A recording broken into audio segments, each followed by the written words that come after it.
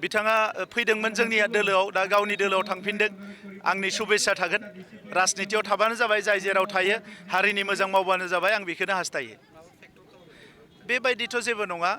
बिथाङा फैदोंमोन बै समाव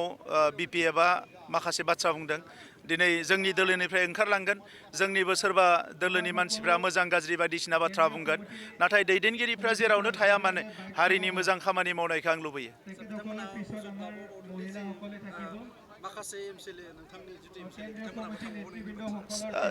दोलोफोरनि गेजेराव बेबायदि जायो दोलोफ्राव थांलाय फैलाया जाबाय थायो सोरहाबा मायबा आंखाल थायो सोरहाबा मायबा दुखु थायो बयनिबो सिन्ताधाराया जुदा जुदा दा नंखायनो गोसो गोरोबनाय मानसिफोरजोंसो दोलोआ जायो नंखायनो जोंनि दोलोआव जोंनि नीति जोंनि आदर्श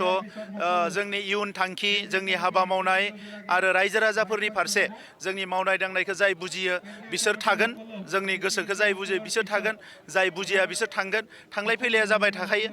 बिपिएफनिफ्रायबो गोबां ओंखारलांदोंमोन आगोलाव दा जोंनिफ्रायबो थांनो हानाय सरकार गैया होननानै आरो फैफिनलायगोन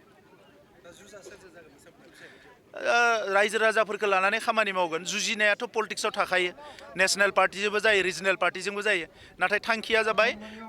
35 लाख रायजो राजाफोरखौ लानानै राजखान्थि खालामनाय आरो बिसोरखौ जौगाहोनांगौ गोजोन गायसननांगौ माहारिनि जि खामानिफोर थालांबाय बेखौ मावनांगौ एकर्ड इमप्लिमेन्टनिफ्राय लानानै गोबां खामानि मावनांगौ दङ जोंहा बे खामानिखौ जों मावलांबाय थागोन